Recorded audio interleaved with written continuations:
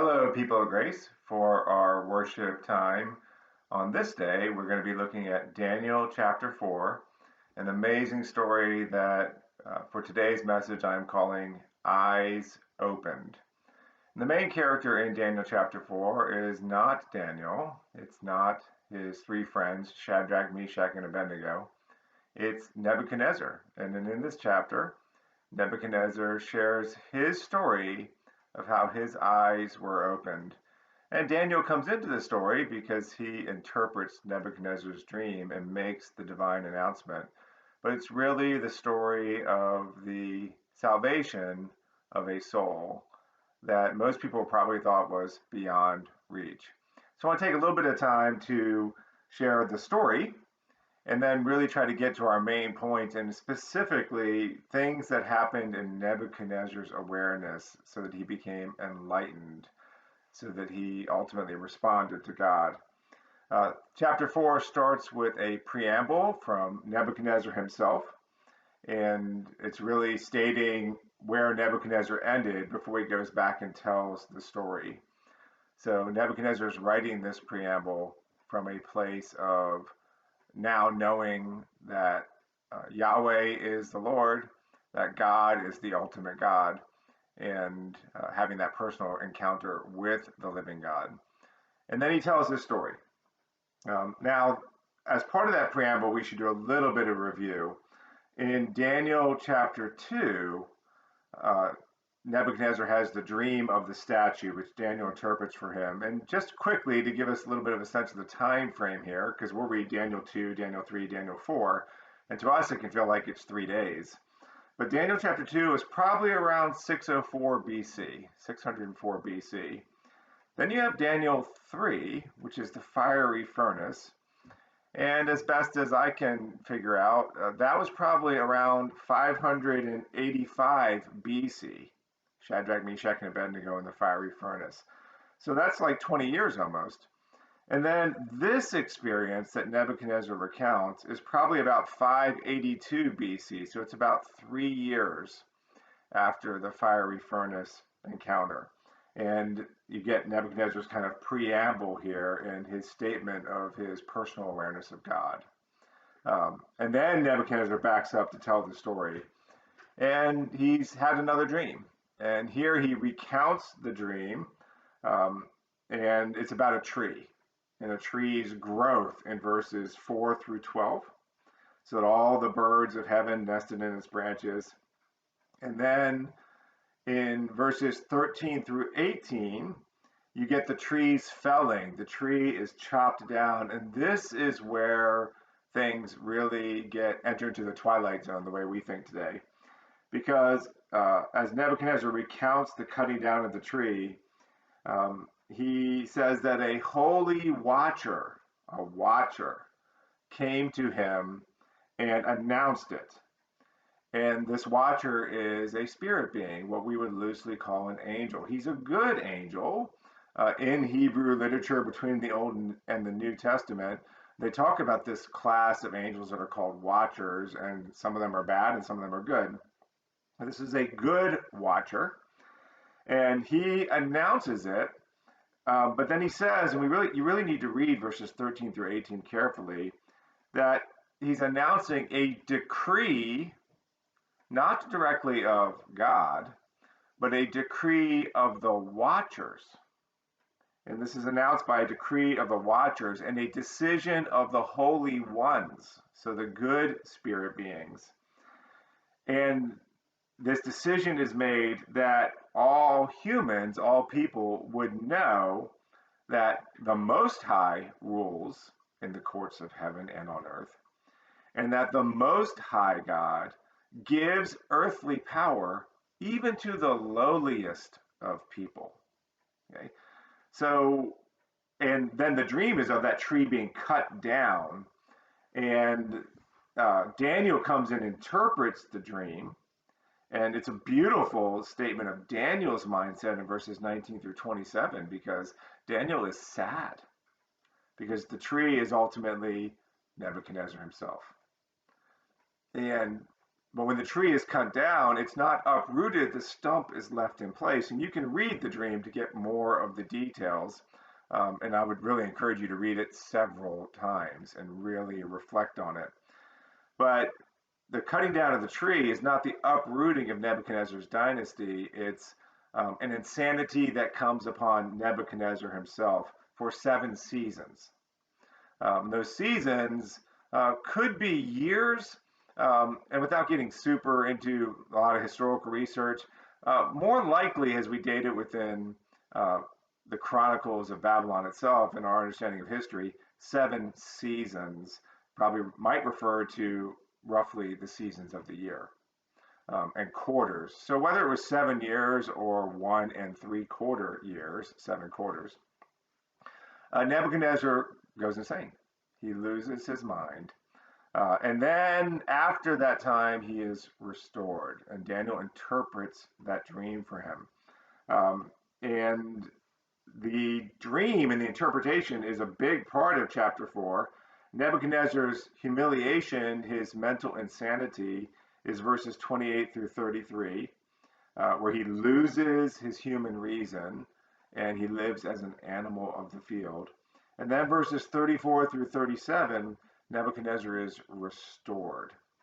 So in this dream, in Daniel's interpretation of the dream, you really get kind of three big ideas that I want to focus on today. The first one is heaven and earth and the relationship between them, and that there's more going on in heaven and earth than are dreamt of in our philosophies, to get a Shakespearean quote. Um, so heaven and earth is big. A second big idea is how we need to make sure we posture ourselves in all of this craziness, seen and unseen, the way Daniel postured himself, and what I would call Daniel's proactivity. Daniel chooses to let being for people, even for Nebuchadnezzar, drive his actions. Despite everything that Daniel himself has gone through, he stays for people, even for Nebuchadnezzar. So Daniel's proactivity. And then third, true spiritual salvation or enlightenment. So first big theme, heaven and earth. Second big theme, our need to be proactive, to be active, but to be for people. And number three, enlightenment and awareness and salvation of a soul. So the first big one is talking about heaven and earth. And what you have, remember, this is a decree of the holy watchers and of the holy ones. So you're getting another picture of God's unseen government. And obviously they're holy ones and they're good, so they're not defying God. But the watcher announces this decree as originating kind of not directly from God himself, though in the end, God is the first cause of everything. But really at this lower level of God's unseen government with holy angels, which obviously God authorizes and allows to happen. And we'll come back to that point in a minute. But you're starting to see spiritual warfare with holy angels, and we're going to learn more about bad angels in Daniel chapter 10. And then things happening in the seen realm, but they happen first in the unseen realm, and then they manifest in the seen realm. This is not the way we think today, but this is the way that the ancient world thought. There's historical precedence for this idea of warfare among the gods in the Bible. If you study Moses and the plagues of Egypt, which most likely happened around 1440 BC, that's really a warfare among the gods, where the plagues that God sends are showing that he is more powerful. He has a higher position than these different Egyptian deities. In Deuteronomy chapter 32, verses 8 through 9, which I will come back to later in the book of Daniel, you see this establishment of these angelic hierarchies over the different people groups of humanity. In Deborah's song in Judges chapter 5, so the plagues of Egypt is about 1440 BC. Deuteronomy 32 is about 1400 BC. Deborah's song in Judges chapter 5, verse 20 is around 1100 BC. And what we see on earth through Deborah's judging of Israel and delivering of Israel, through Barak and Barak's leading of those armies, Deborah says in chapter 5, verse 20 of her long song of the prophetess, that the stars of God fought. So here you have this conflict between the Israelites and their current occupying oppressor, and Deborah being raised up by God, and Barak being raised up by God, but really it's spiritual warfare. And the stars of heaven, an Old Testament description for the stars of heaven, but also for angels, are fighting, even in this human fight that we see. That's 1100 BC. In Psalm 82, which I talked about in one of my pastoral connects recently, you see this same warfare of the gods in Psalm 82, or this council of the gods. And there's unjust spirit beings who have authority or judgeship, and then there's, of course, good ones. And what we see in a lot of our human use of authority and judgments is the same pattern of abuse of authority from unjust judges coming out. Psalm 82 is written by Asaph, and the original Asaph was one of the main directors of worship under David, but then there became this whole movement that you could kind of call the Asaphites, and so they would often use the title Asaph after that. So we can't absolutely declare when Psalm 82 was written, but if it was written directly by Asaph himself, that's around 980 BC. So we're going way back to the origins of our written Bible with a worldview of a seen realm and authorities and human kings and rulers, an unseen realm with all these authorities and angelic powers, and then God as the Most High at the very top of this. And there's decrees and decisions made at all these different levels. So that's heaven and earth. And Israel and the Israelites are worshiping the Most High God, but they're dropped into this, all these different authority structures and governments and powers, both in the seen realm, but more importantly, in the unseen realm, of which the seen realm is just kind of a shadowy extension. As Michael Card says in one of his songs, a war in heaven reflected here on earth. So that's not how we think today, because we tend to think God is God, but we're very deistic or even pantheistic, but putting it all directly on God, not realizing that God has created other beings with wills, that God has given them executive power, including humans, and that they then work out their desires. And yes, God is in some way above all this, but there's evil entrenched between the seen realm of earth and the Most High God. And there's how God interacts with all these different individual beings and works miracles in their awareness, or works out a process of ultimately them becoming hardened or softened to God's grace. And it's far more complex than we can ever see. And one of our greatest arrogances as human beings is somehow thinking that what we do here on earth, though it's very important, and we will all stand before the judgment seat of Christ or the judgment day of God and give an account for what we do with the executive agency that God gives to us. So that's, in one sense, incredibly important. But the height of human pride in some ways is thinking that we are telling the unseen realm what to do, that we're all that the heavenly realms tremble at what humans do here on earth. We can never get ahead of those beings except in one way, and that's the work of the church. And that's Ephesians 3, and I just preached through Ephesians that as far as human agency goes, the only thing that gets above these principalities and powers is the church. And Ephesians 3, 8 through 11 says that God shows his wisdom, his purpose, his delight, his desires to the principalities and powers in the heavenly realms through the church, or that's what he's intending to do.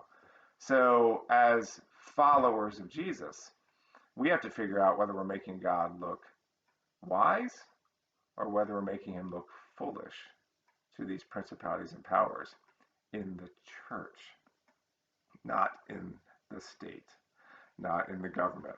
So, again, you have believers in these places, and the book of Daniel is about a believer that's placed, Daniel, in very high levels of political maneuverings.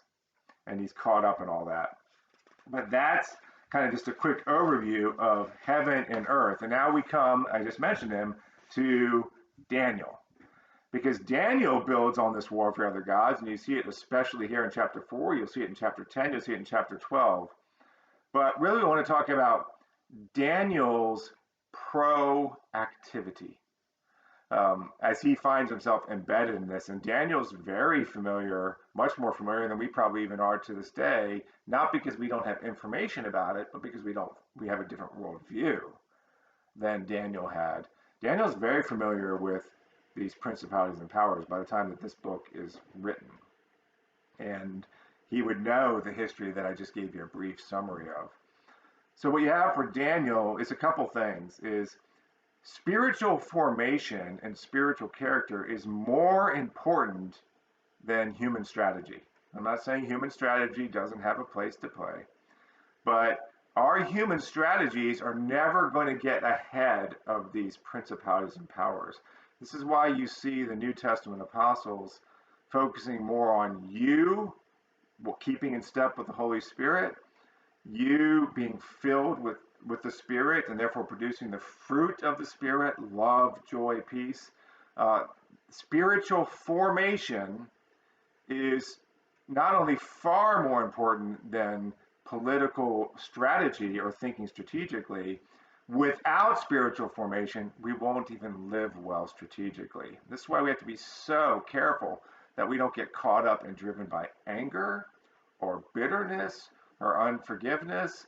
And Daniel is processing all these same things. Remember, he's been conquered, he's been hauled off as a slave, and he's been put into servitude to a tyrant. And he's having to process through all that. But spiritual formation is what changes the world, one soul at a time. And a soul that is not well formed spiritually will never really change the world simply by strategy. It's spiritual formation. So Daniel is learning to find God in the fight rather than thinking that somehow he has to win the fight. And that's a huge shift for those of us, and I might be a little bit like this, who might be competitive, who might really admire strategic thinking and really, really want to be smart and get caught up in our crusades and our jihads and you're really trying to win the fight. Remember Daniel's proactivity. If you really want to be proactive, it's not that we don't act in this political realm. Daniel did. It's that spiritual formation is far more important than spiritual strategy. And so finding God in our current circumstance and really learning to walk with him is far more important than changing our circumstances, no matter how important even that might be. We need to find God in the fight. Centuries of naturalism have blinded us to this unseen area of warfare. And what we're going to find out from the book of Daniel, and I just want to mention this briefly because of what's going on in our country today, ethnic division is ultimately a result of spiritual warfare. And only in the church do we really have the tools to genuinely overcome that. Not by might nor by power, but by God's Spirit, says the Lord. Centuries of naturalistic thinking have blinded us to the warfare among the gods. This kind of naturalistic thinking really celebrates reason, which should be celebrated, and I'll come back to that in a moment. But it actually makes us proud at the same time because we think that our reason is really above these principalities and powers, and it is not. And Daniel is aware of all this, and Nebuchadnezzar becomes aware of it. So I want to close really just with Nebuchadnezzar's enlightenment. And these bullet points are summarized for you in the email that I sent out. But what has to happen for one soul to be enlightened? Nebuchadnezzar is stripped of his reason. He finds out that his reason isn't as transcendent as he puts faith in it, that he's not all that. He's stripped of his reason and he's reduced to an animalistic state. He's just an animal. And Nebuchadnezzar is saved when, at the end of these 7 seasons, he lifts his eyes to heaven. Okay? Step 1. Lift your eyes to heaven, not to the seen realm, to the unseen realm. When he lifts his eyes to heaven, his reason is restored. Revelation, the unseen, enlightenment, and then we think clearly. See, it wasn't that Nebuchadnezzar's reason was actually restored at that point. That's always what's made humans able to be truly reasonable. Is when we line up our reasoning with what God has revealed. So Nebuchadnezzar was never being reasonable in God's eyes. He was always being a brute beast in God's eyes. God just helped Nebuchadnezzar see that he was just being a brute beast. And Jude talks about the same kind of thing in the New Testament, that if you're not subordinating yourself to heaven, you're really just a brute beast. God just made that clear to Nebuchadnezzar, and Nebuchadnezzar lifts his eyes to heaven and what God has revealed. Then his reason is restored, and he learns to delight in what God delights in, because God does as he wills in both the powers of heaven and the people of the earth. This is not a power play. I'm going to do what I want and you can't stop me. It might, in some brutally reductionistic sense, play out that way. But really, what Nebuchadnezzar is learning is that God's going to do the things that please God's heart. This is Ephesians 1 through 11, and when I preached through Ephesians, I talked about this. God is going to work out everything, and God takes counsel according to his will. And his will is not about a power struggle. It's not a power struggle. God's will is about what God himself takes pleasure in and delights in. And all we have to do is look at the fruit of the Spirit to see what that is. Love, joy, peace, patience. All of God's plans are going to follow his desire. And ultimately, his desire is going to win out because he is the Most High God. But really, it comes down to us learning to delight in what God delights in. For that to happen, we must lift our eyes to heaven. When we lift our eyes to heaven and we subordinate ourselves to what God has revealed, we begin to think clearly. Then we are able to delight in what God delights in, and then fear God and know that his kingdom, his throne, is not threatened by any of this stuff going on. It feels threatening, but we need to make sure we don't operate out of that sense of threatening, because God's throne is not threatened by any of this. His dominion is everlasting. And so we need to make sure that when we feel that fear spike, we come back to fearing that, God's dominion, so that we become humble. So we end with, we need to humble ourselves, not humiliate others. And I don't like to speak out against authority figures, but our current president humiliates a lot of people. Okay, and we just have to call that what it is. We need to humble ourselves, not think it's our place to humble anybody else. Because when we think we're humbling ourselves and we show restraint, that's actually God humbling us. Only God can humble our pride. Make sure you don't get caught in the sense of where you feel like you have to put that person in their place and humiliate them. We cannot humble anybody else. What we are asked to do is humble ourselves and trust in God. That is the amazing story of Daniel, who has a chance to pronounce a judgment on this pagan king and shows tremendous humility in staying for that king. So lift your eyes to heaven. Find your right thinking restored by doing that. Delight in what God delights in. Stay focused on his dominion. It's an everlasting dominion. And humble yourself. Don't make it your job to humble other people. When we do that, we have fallen into pride. And we think we can do something that we cannot do. We cannot humble anybody else. But when we focus on humbling ourselves and just lining up with God's purpose, then our power that God has given to us cannot be taken from us. He gives power as he pleases. And if you humble yourself, he is pleased to give you that power over yourself. And that's an encouraging thought. Have a blessed day, and like Nebuchadnezzar, be a soul enlightened.